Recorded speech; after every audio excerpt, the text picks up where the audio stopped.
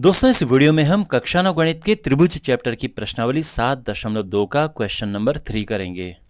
ABC एक समद्विबाहु त्रिभुज है जिसमें बराबर भुजाओं एसी और एबी। तो ध्यान रखना, ये एक समद्विबाहु त्रिभुज है जिसमें बराबर भुजाएं हैं, एक तो ये और एक ये भुजाएं बराबर हैं। पर शीर्ष लंब बीई, तो बीई एक शीर्ष लंब होता है कि एक शीर्ष से जब सामने की भुजा पर हम एक लंब डालते हैं, यानी एक परपेंडिकुलर 90 डिग्री पे, ये तो ये शीर्ष लंब हो गया। तो यहां पर एक शीर्ष लंब ये है और एक शीर्ष लंब ये है। ठीक है, ये खींचे गए हैं और हमने ये सिद्ध करना है कि ये बराबर हैं।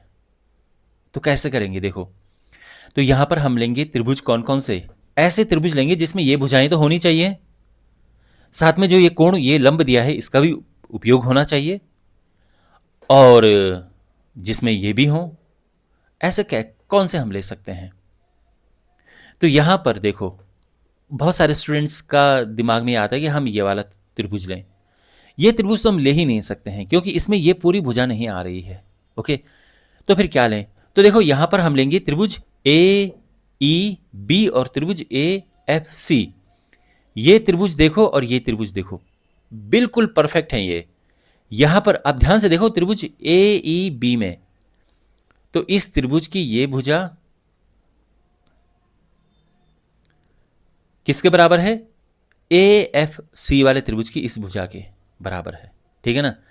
तो जब मैं इस त्रिभुज की बात कर रहा हूं तो आप सारी बाकी चीजें भूल जाओ। आप भूल जाओ कि यहां पर ये लाइन है, बस केवल इस त्रिभुज पे ध्यान दो। तो इसकी ये भुजा बराबर है इस वाले त्रिभुज की इस भुजा के। ठीक है, दूसरा ये है कि यहां पर इस त्रिभुज का ये कोण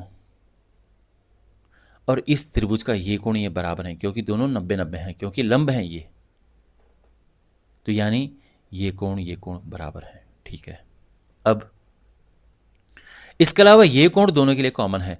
अगर हम त्रिभुज ए ई बी की बात करें और त्रिभुज ए एफ सी की बात करें, दोनों के लिए कॉमन है। तो यहां पर क्या बन रहा है? यहां पर बन रहा है, ध्यान से देखो, angle angle side, angle angle side, और एंगल एंगल साइड नियम से ये दोनों त्रिभुज हो गए सर्वांग सम। और फिर हम सीपीसीडी से कह सकते हैं कि ये शीर्ष लंब बराबर हैं। तो ये हमने सिद्ध करना है कि ये शीर्ष लंब बराबर हैं, सीपीसीडी से हो जाएगा। ठीक है, ओके। तो यहां पर हम सीधे ही ले सकते हैं, कोई रचना की जरूरत नहीं है, कोई लाइन खींचने की जरूरत नहीं है, बिल्कुल सामने त्रिभुज दिए हैं। तो हम क्या लेंगे? हम कहेंगे कि त्रिभुज ए ई बी और त्रिभुज ए एफ सी में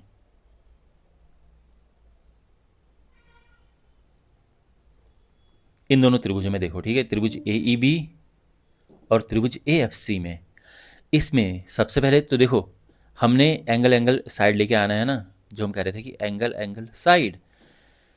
तो यहां पर कोण ए ई बी बराबर है कोण ए एफ सी के। क्यों? क्योंकि दोनों ही 90 डिग्री हैं। तो ये कोण और ये कोण बराबर है, दोनों 90 अंश हैं। ठीक है, फिर कोण ए बराबर कोण ए, ये कोण दोनों के लिए कॉमन है, इस त्रिभुज के लिए भी, इस त्रिभुज के लिए भी कॉमन। कॉमन लिखो या उभयनिष्ठ लिखो, बात एक ही है। और फिर है इस त्रिभुज की ये भुजा बराबर है इस वाले त्रिभुज की इस भुजा के, और ये भी क्वेश्चन में दिया है। तो इसीलिए त्रिभुज ए ई बी सर्वांग सम है त्रिभुज ए एफ सी के। और कारण क्या है? एंगल एंगल साइड नियम से। ओके, और यहां पर हम ये कह सकते हैं कि इसीलिए शीर्ष लंब बराबर हैं, यानी इसीलिए BE बराबर CF। और कारण क्या लिखते हैं? CPCT। ओके, तो CPCT समझ गए ना आप? सर्वांग सम त्रिभुजों के संगत भाग बराबर होते हैं। तो ये दोनों त्रिभुज हैं सर्वांग सम और ये इनके संगत भाग हैं। ये बिल्कुल बराबर लग रहे हैं ना आपको? तो ये संगत भाग हैं और इसको हम शॉर्ट में लिखते हैं CPCT।